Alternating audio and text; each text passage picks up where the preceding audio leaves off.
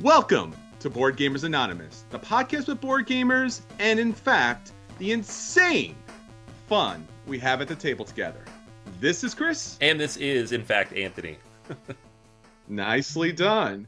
And this is episode 302, Holiday Gift Guide.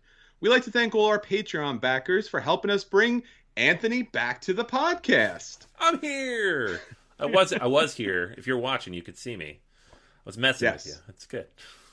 It's true. If you're listening to the podcast, Anthony was always with us. It was just more in spirit than actual audio volume. But we're so glad to have him back. And we're so glad to have you back on another great episode. We are recording live on Twitch for Board Game Arena. So if you are currently watching this on the embedded feed on Board Game Arena, jump over to Twitch because we would love to have you as part of the chat. There's so much going on here, and we love to hear your feedback as the episode goes on. All right, Anthony, so we have a big episode. It is our holiday episode, and we were talking about the greatest gifts this past year that everyone should get, hopefully, a copy out to the table. Yeah, this is our annual gift guide, which what we do is we go back through everything we've played or reviewed or otherwise throughout the year, and we share which ones we think you should buy for other people, for yourself. It's all, whatever you feel like. It's 2020. Treat yourself. And this year we have 20 games across 7 categories. So lots of different content to choose from, depending on whether you're looking for stuff for the family, heavy stuff, solo stuff, 2-player stuff. We got it all. We kind of dig through our catalog of episodes every year to build this out, and it's a lot of fun. So yeah, that's what we're going to do today.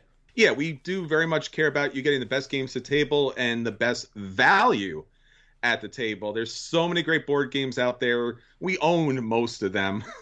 So we certainly want to make sure that you're getting the best bang for your buck, the best return on your investment. I mean, let's be honest, we're Euro gamers, so we're very much about dealing with that market and trying to get the most that you can to the table.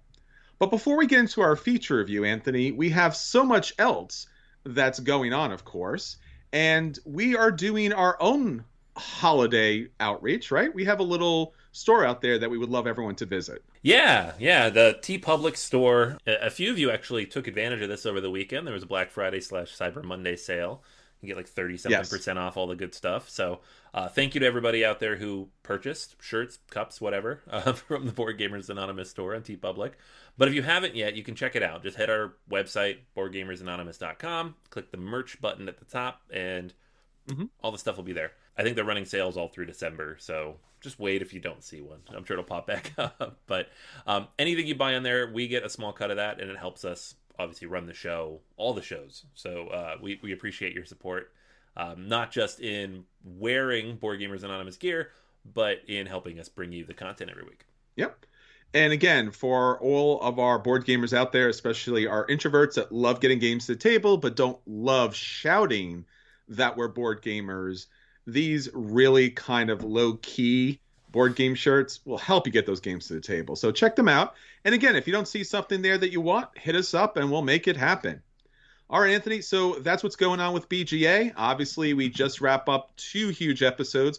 Episode 300 that I know a lot of people are still going through, that was my top 100 board games of all time and your top 100 board games of all time. Recorded here, 3.5 hours. We did it. It's done.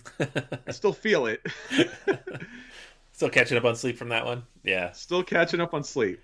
Yep. And episode 301, too, which was our listeners' top 20 of all time. Yeah, that was a lot of fun. We did that last week right here on Board Game Arena. And obviously we had a winner in the contest. Damien picked up a copy of Wingspan. He confirmed yesterday that his copy had arrived, so... Oh, nice. Yeah, and he got hoping to get his wife to the table playing that one. So yeah, we love running contests. We love running these episodes, and many more to come. So pay attention. Absolutely. So the holiday season's upon us. So everyone is hoping to get a game to the table. Anthony, let's talk about our question of the week. Yeah, so we're doing a gift guide. So obviously we got to ask about gifts. What games are you hoping to receive as gifts this year? Is all the games an answer? Right. Could it be an answer? It's funny because we do this and I always try to have an answer myself. I know you do as well. And every now and then I'm just like, I don't know. Like, my wife doesn't buy me games. She hasn't since. I think the last time she bought me a board game was the day my daughter was born, which would have been almost 6 years ago for Christmas. I asked for Imperial Assault. I specifically asked for it because I knew I was going to get it either way. And I was like, this is what I want. So if you buy it, I don't have to buy it and it's fine. Right? That was probably the last time she's bought me a game. Because at a certain point, she's just like, I could not possibly know what you don't have or what you don't need. So we steer clear of that. I'm always interested, though, to hear what other people are hoping to get, right? Because not everybody has the stupid, crazy collection that I have. Like, if you want to hear my collection, patreon.com/BGA. We're on volume 9. I'm on volume 9, and I think I'm like a third of the way through my collection, which is it's too much. But yeah, there's a lot of good stuff. So Facebook group, Twitter, everybody out there, we're asking you right now if you're in the chat, so please chime in, let us know what you're interested in. And we pulled a handful of these up. So a couple people mentioned, this is a new one actually, it's not even really out yet. I don't even think it's going to ship till next year. But Coffee Traders is the new Capstone game. It goes up for pre-order, I think, tomorrow. This is not an ad. It's just a couple people mentioned it.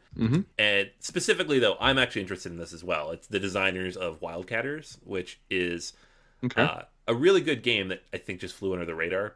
It was like right in that in-between stage before Capstone really became Capstone Games. And it's about growing and trading coffee, which is kind of cool. So that one's on a few people's radars already, coming up. Dune Imperium. Ooh. Yeah. We got a few people mention Dune Imperium. I think this one in particular, this is on a lot of people's lists. It's a weird one, though, for me, because it is a deck building game, and I'm just like, I don't know thematically, like, if that's something I'm super interested in. But it is Dune, and this would have been perfectly timed with the movie if the movie had not been delayed until next year. Yeah, it looks really good. I know a few people have it in hand already. So I am much with Jeffrey on this, who mentioned it on our Facebook group, that Dune Imperium will be a fun one to pick up. Dwellings of Eldervale. Now, this one I've kind of... I think this is more like in Jason's ballpark of games. Sure. Like big, sweeping, miniature type of thing. But I've heard very good things about it. And it's not supposedly like a big Ameritrash game solely. It's like got some Euro elements to it, but also big giant stuff on a board, right? And so Omar mentioned this one in particular, and I as well would like to play this. This is like, if you're going to get me a gift, not that anybody should, but this is kind of game that's good because I would never buy it for fear that it's not necessarily something that I want to play. But if I got it, I'd be like, cool. Right. It's that thing I would never buy, but yeah, I always wanted. Exactly, right? Yeah, I get that. I was like, the first board game gift you got for me was War of the Ring, and that was back in the day when I'm like, I'm not spending $100 on a board game. Or 80 or whatever it was, and you're like, here, and I'm like, oh, okay, and then 6 months later, this is my favorite game! I did a thing! Yeah. See, now Jason's in my head on this one. Teotihuacan. I saw that. I can't do it. This was mentioned by a few people. This is obviously not a new game, but obviously a lot of people are still interested in this. It's a top 100 game. Brian mentioned this. John mentioned this. Several people mentioned the upgrades for this as well. So like upgrading the Cocoa, for example, in this one. I have all those upgrades, and I highly recommend them. So yeah, it makes the game really nice. Very cool. Like it. Uwe Rosenberg's Hallertau, which I think we talked about not too long ago. Jeffrey mentioned this one as well. This is, I believe, his first like big box expert level game in a while. It's been a while. Like, yes. I think Newsfjord was the last one, and that one was like borderline medium, not quite a heavy game. Sure. This one looks to be like a big sprawling type of thing. So I'm interested to see what he's learned or worked on in the last, I don't know, like 4 or 5 years since Feast for Odin came out. So sure. Yeah. And I think what's interesting about it, there's several hundred cards in that game. It's, like you mentioned, big box. It doesn't look like a big box, but it's massive. Yeah. What comes along with that. Yeah, so this one's on my list, too. I'm definitely going to... Me too, yeah.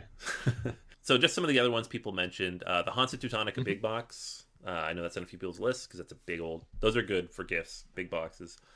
There are a few in here mentioned that are on our gift list as well, so I'll save those. But thank you, everybody who submitted those. And yeah, like I said, for me personally, it would have to be something like collector's edition, special something, a Glory to Rome or something that I couldn't find on my own. Sure. At this point, like there aren't like games that came out this year that I don't already have and probably Mm-hmm. haven't played yet. So I think a lot of people are in the same boat with that.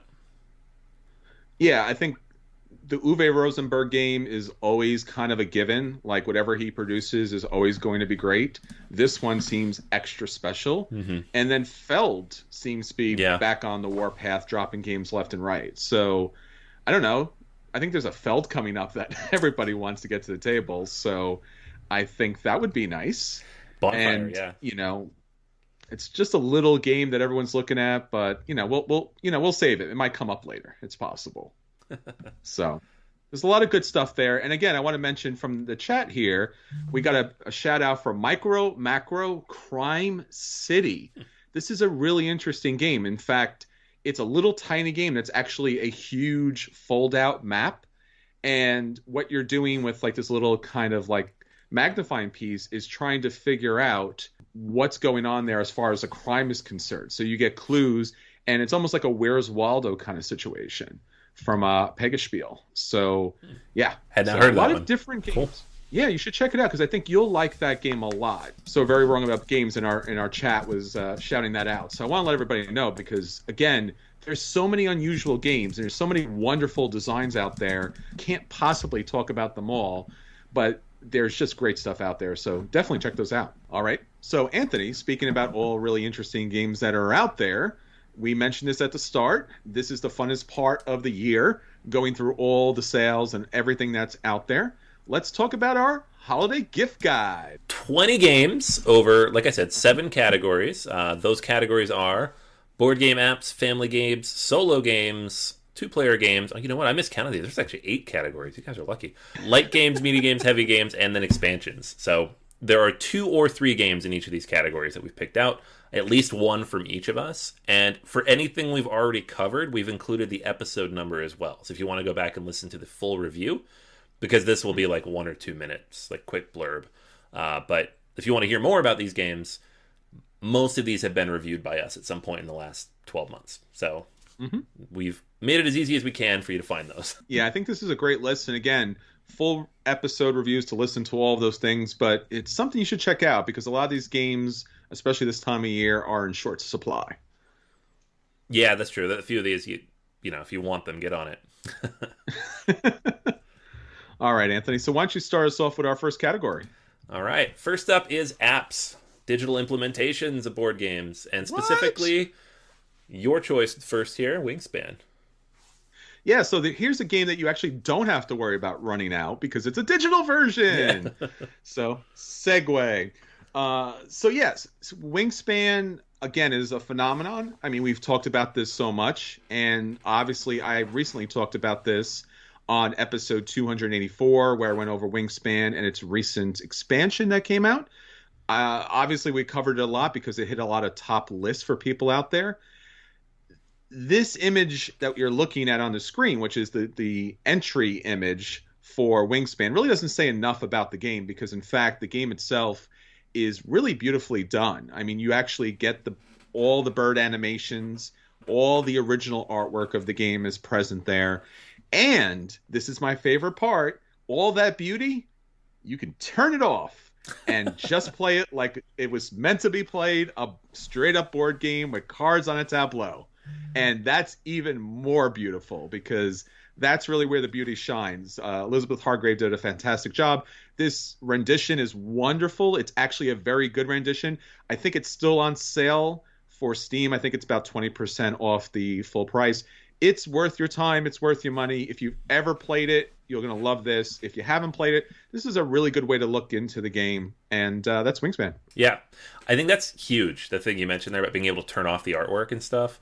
Yes. That's been my biggest problem with a lot of board game apps in the last 2-3 years is that they're like, ooh, it's all stylized and fancy. And you're like, cool, how do I turn it off? They're like, oh, you can't turn this off. Like, okay, well, I'm never going to play this then. It just, Castles of Burgundy. There's so many games like that, unfortunately. You feel so bad. It's like, it's a really great game. I'm really excited. I like the fact that you took artistic license. Oh, no. Yeah. No, Lorenzo. It's saying Lorenzo. Oh, my God. So bad. I kept thinking like, oh, it's the beta. They'll improve it. No, this is the part they're not improving, apparently. Yeah, so this app has it all, and it's currently on Steam, but obviously there's going to be a lot more places you could pick it up, but Steam does a great job. My choice in this category, also on Steam, is the Root app. This one Ooh. came out, I talked about it on episode 289, I believe, and this one is a lot of the same things you said about Wingspan. It's beautiful. It is a fantastic implementation of specifically this artwork into kind of this 3D style. You can play it, stylized in 3D style, or you can play it flat, a lot more like the board game, which is important. There's online play with asynchronous play, which is great because a lot of these don't support asynchronous play. I know some of us don't like async, but I do. It's nice to have it. The local play is quick.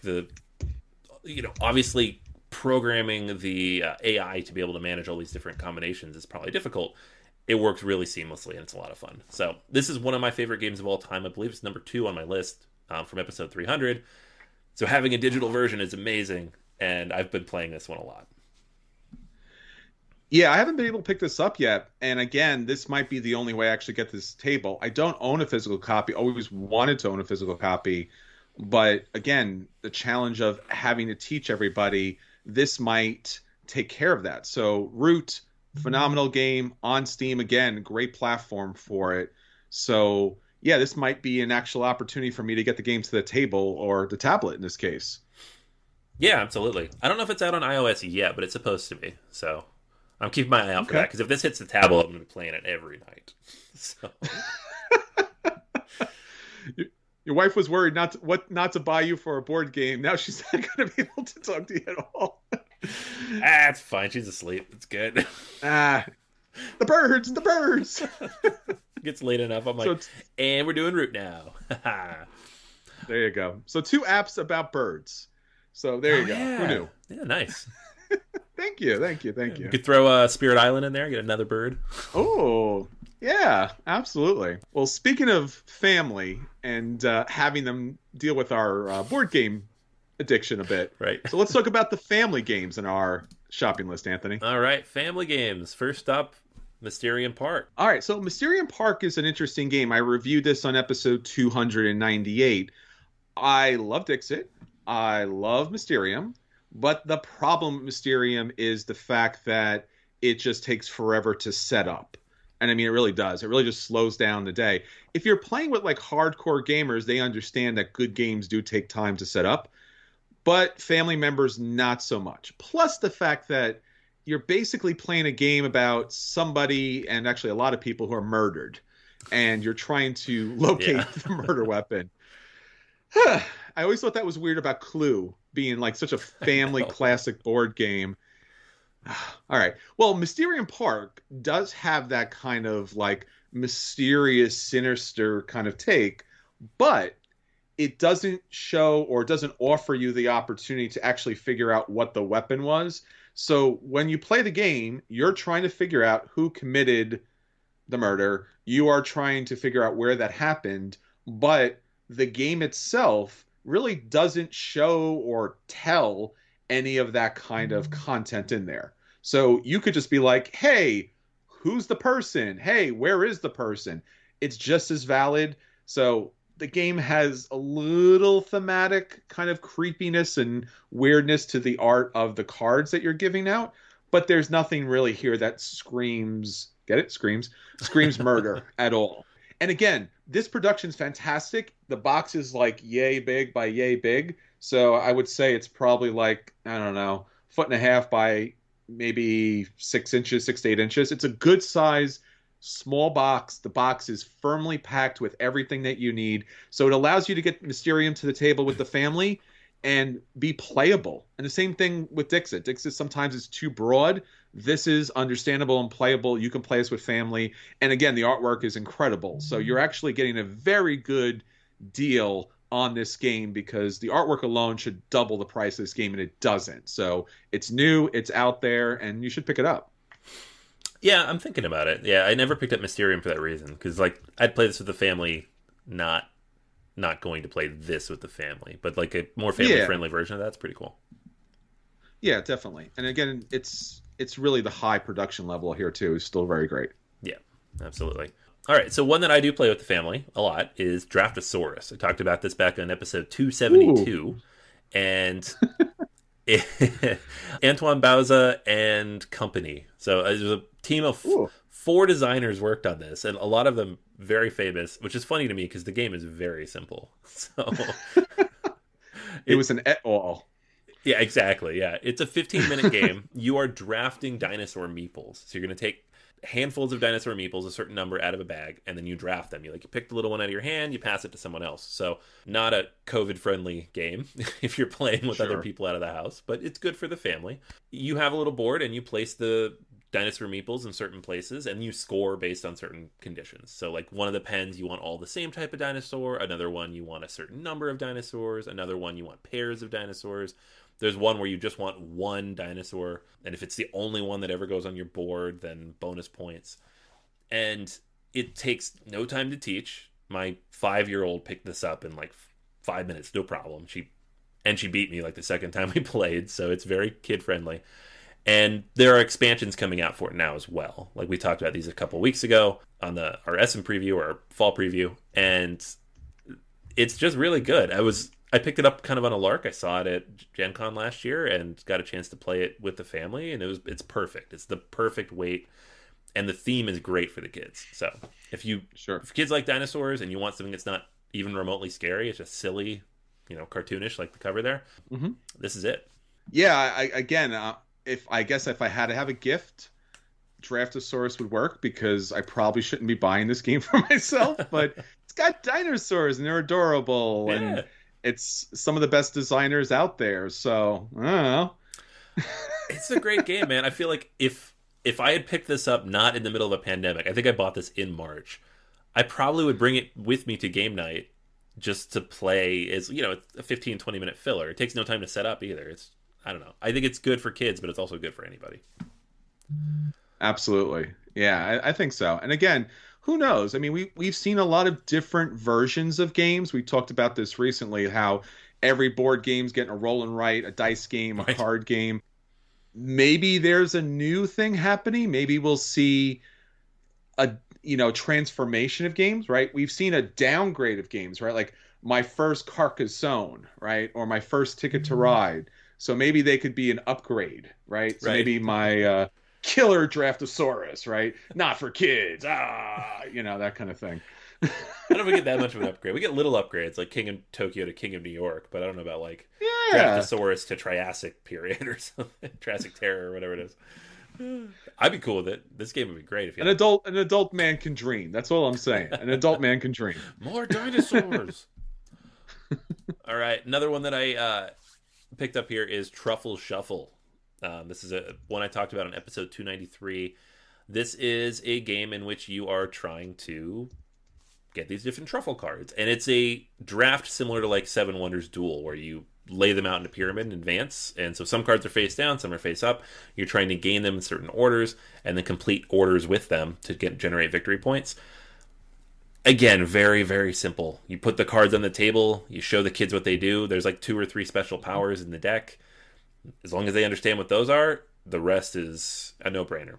Now, there are a fair number of combinations of cards for like scoring purposes, so it would be good to have...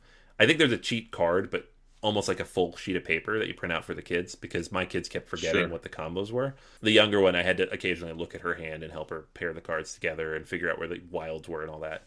So it can get a little complicated in that. It's not like full poker hands, but there are some variations where you're not like, oh, you need all 5s or all 1s. It's like, well, you can have a run of 5 or a run of 4, and these are wilds. This is a bonus card. So it's very, very family friendly, but maybe slightly older than like Draftosaurus was. But we really enjoy it as another drafting game, which I always love because they're great for teaching, because you can show all of the information and help the kids make decisions. Truffle Shuffle is really solid. I haven't played the game, but I love the artwork, so I'm already halfway in, and AEG does a really great job with these kind of small games. Yeah, this is the Point Salad team, and that was like my family game, I think, on this list last year. So yeah, I'll definitely have to pick this one up too. Yeah. All right, you're selling me games, man. Done. All right. back-to-back games Anthony's selling me here. So Anthony, before you sell me any more games, let's get onto a category that's your category, not mine so much. Yeah, I already own both of these, so we're good. And you, well, no, you want one of these, so Oh no. you already knew you wanted it. It's fine. But first, you go ahead and talk about Sanctum. Sanctum. Sanctum is a really interesting game because first off, it's CGE. So you're like, oh, I know CGE. They do like, a new story of civilization. And I'm just like, oh, Sanctum? CGE? Right. Huh? Where's my giant Euro game? Where's all the pieces that you have to move around and all the cubes and everything? Because when you look at it, it looks like straight Ameritrash kind of game. Obviously, it's a Diablo kind of like takeoff. And then you sit down and play the game, and there really is some significant Euro elements to it. You are building up your character. Of cards. You're building up a tableau of cards that builds up your character, and then you're moving these different pieces all around your tableau in order to activate special abilities and to open up other areas and build up your resources and such. So there is a interesting kind of like clash of you go out into the woods and you hack and slash until you can hack and slash again, and then you go back to the Euro side and then you move things around and you're really building up your characters. So for me, it felt like Gloomhaven a lot, as far as like there being a real strategic build sequence.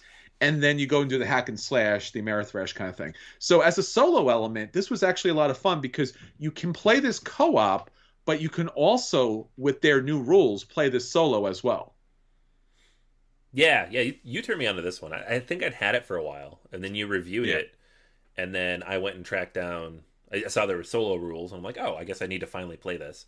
Because I had picked it up right before the pandemic. I was like, I can't play this with my family. It's no good for that. Yeah. So I really enjoyed it quite a bit. And it's funny because it's the same designer, I believe, as Adrenaline, which is a similar type of game where it looks like it's going to be all Amerithrashy, and it's not. It's a Euro. But it's a Euro about like first-person shooter mechanics. So sure. This one didn't throw me off quite as much when they announced it because I figured it would be kind of Euro-ish. But still, thematically, it's just you don't expect what you get, which is really good. Yeah, and it plays better as a solo for me. The last Master Battle isn't as big and as interesting as I'd like it to be, but when you do play it solo, you do feel it's a better situation. It's a more dynamic operation of how you're fighting, whereas when you're playing against other people or cooperatively in that situation, it's not as satisfying. So get Sanctum and play it solo. Yep. All right. So on my end, Smartphone Inc. I talked about this on episode 280, and sure, backed this on the Kickstarter after playing it at PAX 2 years ago now, which is crazy. Yeah, the solo version of this game, I believe it was in the first edition, so it's not a new edition with the Kickstarter. Sure. It's like, I can't remember the name of it exactly, but it's like a little Steve Jobs meeple, and there's like a separate little player board, which he'll move around, and it affects, the demand of things and like what spots are available in full. And it just works really smartly because you don't want a big complicated solo in a game like this where you're just trying to run your little puzzle, but you want something in your way. That's the point of this game, right? You are buying and you're trying to work the market as much as you can in a game with not the most robust market, but it is a market-based game. So something needs to affect that, and this does a good job of that. So I've actually played a lot of this game solo. Part of that being I just really like Smartphone Inc., and I don't have anybody else to play with right now. But the other part being the solo is really solid. So I was torn which game to add here, because there's a few games that I've played this year that play solo and I really enjoyed. But I think this one in particular I wanted to point out because it's available. It's relatively inexpensive, like Arcane Wonders version is pretty accessible. And it's really solid and not nearly as heavy as it might seem by looking at it. And there are also a few other solos on my list that we'll get to. Just happen to play solo anyways. But yeah, definitely check this one out. Yeah, this has been circling for me. I did not back the Kickstarter, but really regret not doing that. So now I'm kind of searching for the best deal because I don't want just the base game. I do want the extra stuff that comes along. And you can pick that up as an expansion box. So I think it's something definitely to get to the table. And again, that was one of those games that really impressed us. It looks like a very straight, flat game. And when you play it, it's a lot of fun. So dynamic. Yeah, for the theme, you're just like, did not expect this at all. All right, Anthony. So we did all the soloing that we could possibly do. Time to bring people to the table. Let's start off with 2-player games. Merry Patchwork. All right. So Patchwork's a funny game. I've talked about this so long ago, but one of the things about Patchwork that really keeps it coming to the table is it is a really solid design done by Uwe Rosenberg. It is a wonderful price. It's actually underpriced as far as I'm concerned. Mm-hmm. And this version comes with a cookie cutter. So it's so random. So I don't know, and it's just like a really basic design. It's not like anything specific. It's not a Christmas tree. It's not an ornament. It's just a random cookie cutter. So this game not only is great to play, but it's actually great as a gift because, again, you give the game. If they're not sure about the game, you're like, I gave you a cookie cutter that happens to come with a game, and that might actually work a little better. That being said, I really like this edition a lot because the original edition, which is nice, is a little bland as far as the coloring is concerned. Here, you actually have, I guess, what's supposed to be Christmas wrapping. Mm-hmm. So it really pops on the table. And this version, or I guess there's several other versions now, it's quickly becoming the like love letter of, tile placement games or polydominoes kind of thing. But this version's great. Patchwork Christmas Edition. It's also relabeled as Patchwork Winter Edition. So if you don't want a Christmas edition, pick up the Winter Edition. They're identical, including the cookie cutter that goes along with it. That's really cool, yeah. Like that they put a Winter Edition in for people who maybe don't celebrate Christmas. I actually have this on the way with my pre-order of Twilight Imperium expansion. Because that must have been really interesting for somebody at the game place to put like just giant Twilight Imperium, like 600 pounds of like Amerithrash and Patchwork. I was like, edition. I gotta get to $100. What's the Patchwork Christmas? Yeah. My kids like Patchwork. This is great. Yeah, and it's a great value. You get a great bang for your buck. I've played this with my family, and they've loved it. And I think this is a game that will stick around your collection forever. Yeah, and there just aren't that many good Christmas games. Even if you're retheming other games, there aren't very many. So, nope. I'm trying to think of one that's good. Like, I played Santa's Workshop a couple years ago. I didn't like it. Yeah, they're just 12 days, I guess. Can't think of one. Can't think of it. Yeah. There's really not a lot of good ones out there. No. All right. What about you, Anthony? All right. So for me, I wanted to recommend Fox in the Forest Duet. Oh, yeah. I talked about this in episode 259. This one came out at the very beginning of the year, actually. So early that you and I got a chance to play it when I visited. Yes. Before the world lockdown. This is a trick-taking game for 2 players only, which is the same as Fox in the Forest, but this time it's cooperative. You are trying to remove these little pieces from the board. I can't remember exactly what they're called, but you have a little board and you move back and forth based on the point value of the winning hand. So if I win the hand and there's 3 little dots there, the piece is going to move 3 spaces in my direction. And if it lands on a space with something that needs to be removed, it will remove it. And the goal is to get rid of them all within 3 rounds. The more efficiently you do it, the better your score. And you can make the game harder, of course, by shortening the board, shortening the number of turns, whatever it might be. There's special powers on some of the cards. Very, very good. Every time I've played it, everybody's enjoyed it. It's a great way to teach trick-taking games. And I can't even say I don't like trick-taking games anymore because I like so many of them. But this is one of my favorites. Yeah, I have to agree with you. As you mentioned, we got a chance to play this way back when. I do love both versions of it. Mm-hmm. I wish this came as a single box because both versions are great. But the co-op version here, which I tend not to like for board games, really it does a great job. I really like the interplay, the back and forth, that you really are trying to synergize with your partner at the table. And you really feel that way. You're like, I'm going to play this card. And you're like, damn, I was so close. Yeah. And you try to work your way back or something. It reminds me of a game that I played not too long ago called And Then We Held Hands. Oh, sure. Which was another 2-player abstract game where you're trying to get all of these emotions kind of lined up in the right spots. So very close. But the production, the artwork is gorgeous on this game too, and it's again a very very affordable game. Yeah, it's like $20. Definitely worth it. Yeah. Like good stocking stuffer. Yeah, absolutely. It should be 30 at least, but don't tell the publisher. No, don't. All right, Anthony. So we got two. Let's get into the games that gets everyone to the table. Let's start off with the lighter version of games. All right. Why don't you kick it off with Space Explorers? Ooh, Space Explorers. You know, what's interesting about Space Explorers is when I think about all the times, both in person and with the podcast, people just went on and on trying to get me to play a game. I don't know. I'm going to let Anthony say the name. Anthony, you know the game that's all about all the gems? You know that game, right? Splendor, yeah. Yeah. Yeah, I played it. I played it a bunch. I don't own a copy, but everyone loves it, and I really want to give it the most fair shake possible. I even bought the app, and I just, for some reason, there's just something that I can't get through. Space Explorers takes that mechanic and adds a lot of card play into it, and really just, it blows the game up. I mean, no pun intended. It really does such a great job, and it gives it a bit of a theme, too. So you are getting this idea of this historic history-making event, and you actually get a relatively decent mechanic as well. And again, since it is relatively family-friendly to begin with, you can learn something wonderful about human history and our space exploration, and you can play a decent game that everyone will play because it's not horrible. It's actually rather decent.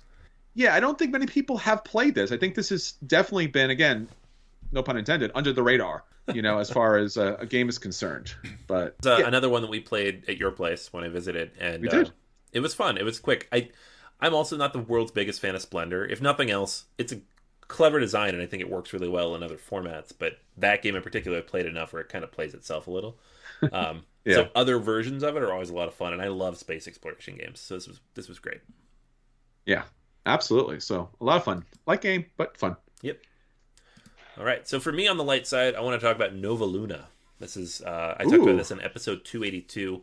It's another Uwe Rosenberg game. I'm working with Corne van Moorsel, and it is a very simple abstract style game in which you are trying to complete these various combinations. So you have goals that you're trying to complete on the tiles that you place, but the tiles also contain the things that you need to complete those goals. I just made it sound way more complicated than it is. It's like a 3-page rulebook. I feel like this game would have blown up and would have been so popular, like Azul level popular, except Stronghold Games, as they do, chose to price it at like $50, which is insane. There's not enough in the box, right? Azul, I think, is a $40 game. A lot of these other ones at this weight are like $35. $35 would have been perfect for this. But if you find a copy on sale, or if you know somebody who really likes that kind of abstract game, then Nova Luna is really good. It's so much fun. And it has a really good solo version as well, just trying to work out the puzzle. It is pure puzzle, I should say. No polyominoes, but pure puzzle. So, highly recommended for people who like puzzly games. Yeah, you mentioned that. And I think that's a sad thing about some games is that their weight and their price are sometimes so far off that the game just never gets itself to the table. So this is certainly one of those that I saw this, I was excited about it. Then I saw the price and I was like, yeah, no. And that's a shame because like you said, it's a great game. I remember you reviewing this and just really, being taken by it. Yeah, it surprised me. And I actually was going to completely overlook it, except a friend of mine who knows that I like this type of game said, you have to play this game. So I went out of my way to track it down. I think I bought it online just to get it a little bit cheaper, but it's still too much. I hate those reviews where I'm like, it's a buy, but don't buy it. It's true. It happens. I was talking about Via Nebula recently on our Patreon episodes, and I was saying that it's such a great game, but it was so radically overpriced that nobody picked it up. And then since no one was able to at least get it to the table, that it dropped like a rock. So people were like, wow, that's way too expensive. I'm not picking that up. And then no one played it. It got to no tables, and then it dropped down to the bottom. And everyone was like, well, clearly that's a bad game because no one played it. Right. And it's so super cheap, right? And it's like, It just missed the pricing. That's basically what happened there. Yeah. But Anthony, we got some a little bit heavier. In case people want to get a little heavy at the table, let's talk about our medium weight games. First on the list is Fort, which you put on here, episode 288. Ooh, Fort's a really interesting one. I'll let Anthony go into the background history and how this was a different game that wasn't as cute as and adorable as it is now. But I like the cute adorableness of a game that's so subversive, right? Because the idea here is thematically really interesting. You're building a fort. You got your loyal best friends, and you got a whole bunch of other friends that are out there that you can bring into your fort, and you can benefit off their special abilities and what they can do. If you don't play with them, they're going to go back to the park or get picked up by somebody else's friend, and then they'll become friends with them against you. So it's like, wow. It's like, it's cute, it's funny, it's subversive to the end because, again, obviously the challenges of childhood, to say the least, but also the background and the militaristic kind of gameplay here. What I really enjoy about it is like a glory to Rome, but in a manageable side that people can actually get to the table. And I really love that about this game. And in fact, they're already talking about an expansion. Ooh. I don't know where the expansion's going to go, but maybe an expansion to the fort there. That'd be cool. Yeah. Yeah. No, like you said, this was originally a Roman game with like very simplistic artwork called SPQF, and I think it was self-published, and people liked it fine, but I don't think it had nearly the exposure as Fort has. And Fort, the funny thing is, like, with that theme, you look at it and you're like, oh, it's not really a family game. Fort is a family game. Like, I play this with my children. My daughter loves it. She's 5, and while she needs a little bit of help with the cards and some of the text, like, she's still learning to read at that level.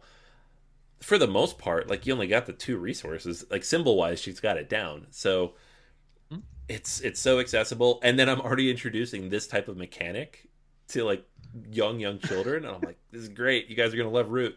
We're going to play Glory to Rome. Let's give it a few years. But yeah, this has been a huge hit in my house. Absolutely. And it's enjoyed by all different ages. And again, if you're a kid, you already got that friendship thing down. So yeah, great game. All right, so for me, medium game I wanted to touch on is Mariposas. This is Elizabeth Hargrave's sophomore effort, and it's a game about the migration of monarch butterflies from and back to Mexico. So you have a variety of butterflies that you'll be placing out, and there's several rounds over which you're going to be doing it.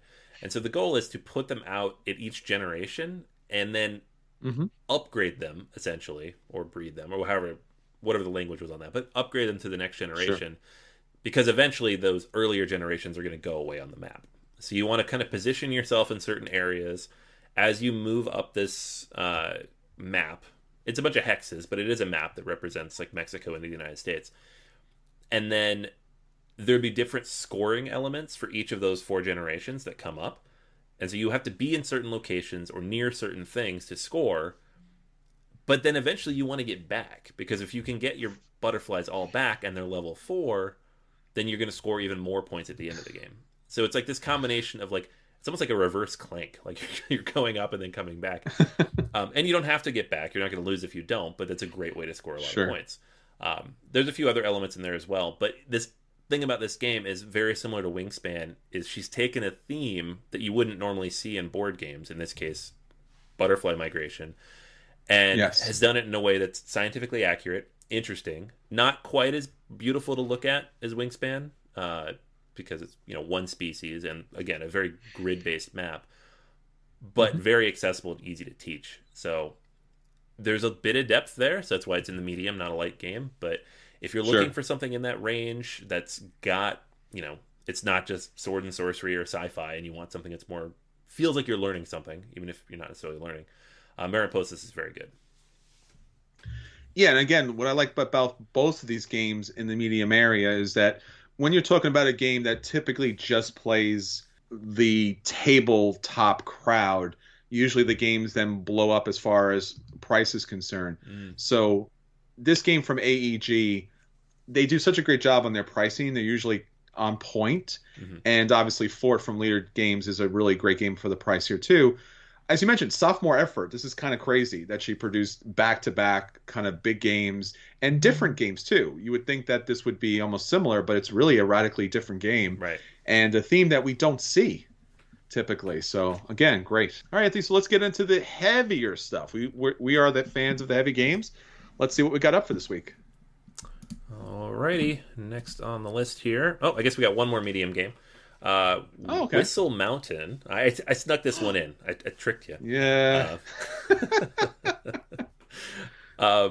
This is so Scott Caputo is the guy who did Whistle Stop, which was the root building game.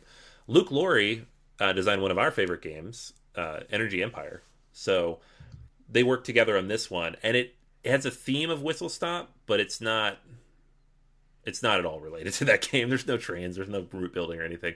You're building this weird contraption that moves up this grid, and then you're trying to get your workers on there and score points based on certain things that happen. Like thematically, the game's a bit of a mess, but mechanically, it's very interesting. Just had a chance to play this recently a couple times, as well as solo, and it actually surprised me like how good it is and how much depth there is there, because there's so much variability in the types of machines that come out and the different scaffolding pieces and the different upgrades you can get, and there's asymmetrical starting powers for everybody, and there's like 20 of them. So this game has a lot jammed into the box that I didn't see coming. So I do highly recommend this for people who are looking for like a medium heavy-ish type of game. Yeah, again, this is I guess a new version. This is a radically new version than the previous version, and I guess Bezier Games does this great, where like when we talked about the Mad Castles, Mad King Ludwig, and how they came out with the palaces, which was like, oh, this is similar but different. It's kind of like a spiritual successor. So here we're seeing another spiritual successor. Do you like this game better, or you think you're going to like this game better than the previous one? Much better. Yeah, I think it's a much better game. I like Whistle Stop, but it grew old for me like 3-4 plays in. You like, and I eventually sold that. I don't have it anymore. Okay. This game has a lot of puzzle to it and a lot of different mechanics. Okay. It's highly replayable. Whereas Whistle Stop, I felt like it's not a solvable game, but there's certain things that you want to do. Sure. So yeah, it's a weird, like Bezier does that. They're like, oh, it's in the same line of things. And you're like, these games are completely different. I don't know why. It goes back to that suburbia subdivision kind of thing. You're like, what? One of these is not like the other, and then they just keep doing those things. So, but no, this is. I appreciate this because I have not played this. I heard very little about it, and again, I would have overlooked this because I would have said, I have Whistle Stop. I don't need this. But I'm glad to hear it's a different game coming from Bezier Games. Yeah, that's kind of why I wanted to put it on the list, because that's what I've seen people say, like, oh, Whistle Stop. And I'm like, there's really not a lot in common between them mechanically. Like, a couple things here and there, and you are technically, there's whistles, I don't know, like, as a resource. But it has whistles. It does, yeah, there are whistles in the game. It does a disservice to people, because if you have Whistle Stop and you think, oh, I don't need Whistle Mountain, you're like, it's a different game. Play it. It's good. Yeah. Absolutely. Well, great buy out there then, because if people are missing that, they're missing out. All right. So, Anthony, unless you have any other secret games that people should run out and pick up, let's talk about the heavy games, because these are the games that certainly we love to get to the table. Yes, sir. Yep. On to the heavy stuff. Clinic Deluxe. Ooh. Clinic Deluxe. What can I say that I haven't already said on episode 261? Shameless self-promotion there. But nonetheless, Clinic Deluxe was a recent Kickstarter that came with literally all the stuff. So Alban Viard, you know him from all of the heavy games that your hipster friends always get to the table, and somehow it looks a little too heavy, a little too complicated, a little too European. And yet when you get to the table, you're like, oh no, this is the sweet spot. The idea here about treating these patients in this, medical situation and dealing with the complexities. Let's put the complexities and the inequalities at some points in medical treatment. And it's just so dynamic. It really has almost everything. I mean, you are placing down these action pawns in order to be able to take things.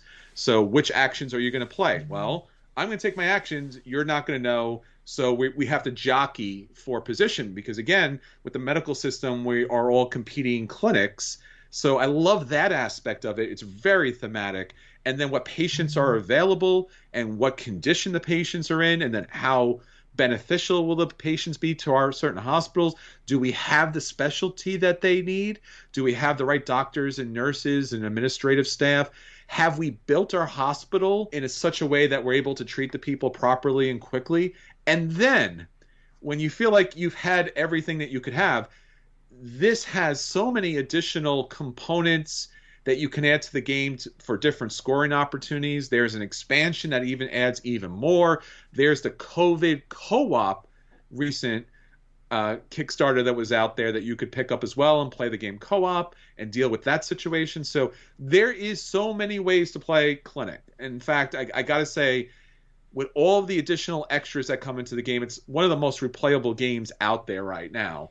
And the production is top notch, right? This is Ian O'Toole, and I mean, it's wonderful. It's just all kinds of good out there. Yeah. I remember when this one went up on Kickstarter, I was like, "Ooh, Album VR, I'm in," because he does a lot of Kickstarters. And this one, like, then I actually looked through it a little bit. I'm like, "Wow, this actually looks good," because his games are not known for looking good. No. Like, I've backed several Tramways Kickstarters and some other stuff from him, and it's generally not pretty. And then this one comes along, and not only is it pretty, he went out and got Ian O'Toole, but the production is high quality. Like, everything is solid, and there's so many different pieces because there's like 12 modules in here as well. This thing is packed. It is. It's all good stuff from top to bottom. There's a lot of ways to play it. And again, super thematic. That's the thing that you usually don't think about when you think about heavy Euros. You think spreadsheets, you think about markets and stocks, and it's just like very disconnected, abstract concepts. Here, everything's thematic, down to parking your cars. Right. So if you don't have enough parking spots, you can't get the patients in, you can't get your staff in. And that's what you have to deal with too. So again, I love that idea that somebody went that far. I think, in fact, his wife works in the healthcare industry, so right. I'm sure a lot of ideas and concepts came from her as well. Yeah, absolutely. Mm-hmm. All right, so on my end, speaking of thematic Euros, I wanted to mention On Mars. So this is, if as a gift, this is like, you guys are good friends, or you're married, because this is an expensive game. Yes. This is Vital Lacerda's most recent release, On Mars. The most recent one you can buy anyways. Kanban's coming in about a month. And I reviewed it way back on episode 254, so almost exactly a year ago. It was like end of December, early January last year. And this is a game about colonizing Mars, obviously. But the way you do it, and the complexity of it, and how it all comes together, because it's a Lacerda game, it's so good. I always touch on like the one thing that I just immediately captured my attention is the whole idea of moving back and forth between the planet and orbit, and the different actions that you can take in each location, right? And you're going to have to go back and forth, but like when you do it and how you do it is a huge part of your strategy in this game. Sure. I still love that. I love thinking about it. I love trying to min-max my way around it and make sure I'm doing it at the right time. But that's not the whole of the game, obviously. There's a lot of things that go on the planet. You are going out, you're exploring, you're building things. There's like a group effort you're trying to maintain. It's not cooperative in any means, but of course, everybody needs to survive. So there's elements of like the life support system that need to be maintained, and that's actually like the timer in the game. Like as that moves up and develops, that's how you know you're getting closer to the end. And like any Lacerda game, you never feel like there's enough turns, but there's just barely enough turns. Like you get to the end and you're like, all right, that's the end of the cycle. It makes sense, but it just doesn't quite feel like enough in a good way. So sure, this is up there for me. It's not my favorite of his games. I think it's like number 2 or 3, but for one of my favorite designers, I think it's pretty solid. And if you're looking for a big, heavy strategy game, like just meaty, heavy, solid strategy game, again, Ian O'Toole artwork, similar to Clinic, On Mars is the way to go. Is Lacerda's games going to be like the new Jared kind of diamond commercials? You know, like, he went to Lacerda and he gave me a Lacerda. You know, when you really do care and love somebody, you'll drop a super heavy Euro game on their lap. So, yeah, I like that idea. I think we should get rid of diamonds, bring in some more cardboard, drop it on the table, enjoy everybody. So yeah. No, I mean this is fantastic. And again, Ian O'Toole's artwork here, and Lacerda's been really fortunate of having so many great artists do his games. Yeah. But Ian O'Toole does something very special here. There's so many mechanics to the game that you do have to suss out as you play it, and it could easily get lost in any kind of artwork about Mars because you want to be informative, you want to be thematic, you want to show the grandeur and the majesty, and you really want to, provide that kind of awe situation about, traveling to Mars. And the game does that with the mechanics, but also the artwork without ever overwhelming you. You never look at the board and feel just thrown by it or just overly kind of impacted by all the color. It is completely understandable, and it just really it has such a wonderful table presence. And again, it's thematic as all get out. So really appreciate that. All right. So Anthony, that is our heavy side of the game, but I think we do still have a secret Santa, right? You have another one hiding somewhere. So I figured I'd mention it because we're not doing reviews right now because we're in like the holiday season and our special episodes. So I don't get a chance to review these and share them with you. So I just want to throw it out there. So it's a chance to pick it up if you're interested. And that's Yes, Alma sir. Mater. So this I've one heard is... this. I put it in the heavy section, but it's kind of on the line. It's a heavy game, but it's not as heavy as the last two we just talked about. Oh, sure. This is designed by the 4 designers who worked on Coimbra, and then Virginia Gili and Brasini, they worked on Lorenzo Il Magnifico as well. And you can tell the artwork is the same as from Coimbra as well. Like it's got that very unique, stark, kind of almost pastelish look that when Coimbra was first announced, I was like, I must have this game. It's just, it looks so different than everything else on my shelf, but it's so bright and colorful. Alma Mater looks the same. This one is, some people have compared it to Coimbra in a few ways, and I could see that. It does have similar ideas, and it like the complexity level is about the same, but mechanically it is fairly different. It almost reminds me a little more of Lorenzo in terms of like everything is really tight. The resources are very tight. You're building a tableau in front of you of like these different students, and they give you different income powers and stuff. It's not as complex as Lorenzo, and it's not as tightly knit as that game, but it does have similar ideas kind of manifesting in it. You're trying to work your way up like a research track in here. You're trying to complete various goals and to unlock these different chancellors that you can use their special abilities. But, at the end of the day, it's all about maximizing the use of your resources. And I love myself a good, efficiency engine type of game. So it is. Yeah.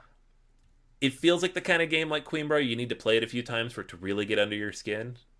And so I know a couple people have played it once and they're just like, nah, it's not as good. But I think that's, at least in my experience so far, it is not going to be like, it knock you off your feet right away. But Lorenzo was the same for me. Coimbra was the same for me. Once I played them 2 or 3 times, like the layers came off. And so far with this one, that's been the case as well. So I do recommend it.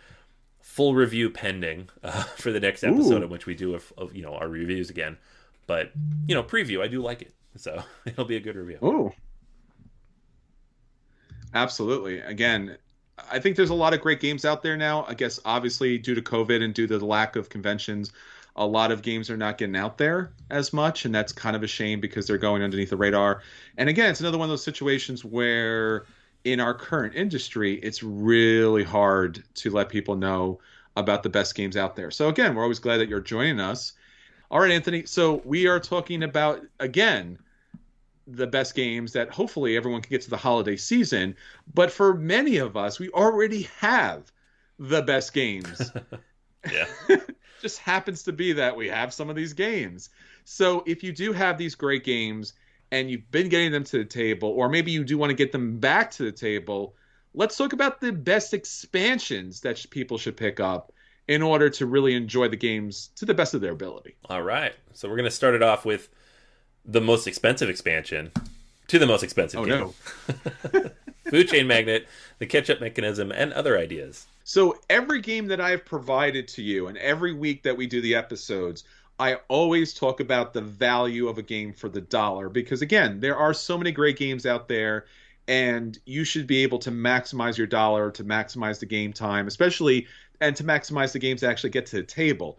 So when Food Chain Magnate came out, it was super expensive, and I was just like, who in their right mind actually is going to buy this? I mean, Right. it's a splatter game. I get it. All of their games are super crazy. This was no different. I think at one point it was $150 in the US. And I had a friend who picked it up, and I'm like, "You're crazy!" Oh, wait a minute, this is the best game ever. Damn it! So, and we played a lot of it. We really enjoyed it. It's a great game. It's super crunchy. It is a Euro game that will knife you in the back if you're not paying attention, and it will laugh at you as you bleed to death. Now, not to get so gruesome there, but here comes the expansion. And the expansion really does save the day because what the expansion is able to do is to open the game up. So if you do make an error or if you do want to follow a different strategy, you are not pinned down. You can play the game, you can still win. This game, despite its high cost, offers so much in the box. You're getting new milestones, you're getting a ton of new cards, new ways to play the game. You can alter the map, which you couldn't do previously. There's new food that's actually, gives you opportunities to sell to people that normally you couldn't sell to. So again, it is a great, great expansion. Still kind of expensive. I think it's topping out around 80 something dollars. Mm-hmm. But again, if you went as far as to buy the base game, and if you've had a problem with the base game or your friends have had a problem with the base game because if you're not winning, you're done and you're done for several hours, this fixes it. It makes it more fun and it really opens the game up. So yeah, check out this expansion, Food Chain Magnate, the Ketchup mechanism, and other ideas expansion. It's so funny. I have to laugh every time I say that just because I remember this coming up as the name for the expansion, and I'm Right. like, no way they're going to do that. That's a working title. That's a working title. That's not the actual title of the expansion. So, What do you know? they did it. Again, they are like the driest humor possible, Yeah. and yet sometimes they just rock every time. Yep. What great, great, great game. Yeah, I actually picked this up. I had pre-ordered it, and it showed up, I think, in January. So I had it for like a month or so before I could have played it. But we were Sure. like getting back into the base game first. We're like, oh, we're going to play the base game a few times, and then we'll come back to the expansion. And then March. Bleh. Yeah. So I've yet to play this. No, it's great. Again, it's great. And again, if you've bottomed out of the base game, pick this up. I think you'll enjoy it. All right. So I'm going to mention a couple. The first of these, I've not actually had a chance to play yet because it came out in the middle of all of this, and I'm like, when am I going to play this? Is that's Civilization: A New Dawn, Terra Incognita. But the reason I'm putting it on the list anyways is because running through it, and then there is the automated Civilization as well to kind of play it solo if you're interested in that. It fixes a lot of issues that people have with that original game. It opens up more of the opportunities. It makes the military more viable. It makes expansion and exploration more viable. So it's not strictly focused on the tech tree that you're building out. I really, really like the look of this. I'm so excited to play it with actual people someday. And then there is a solo version that they've officially released you can download from their website. So if you really must have it now or know somebody who must have it now, you can download that and still play it. So I got to put this on there because this is what I kept saying since that game came out 4 years ago. Like, it needs this expansion, and they finally released it. Sure. I did not think they would, and so I'm very happy it happened.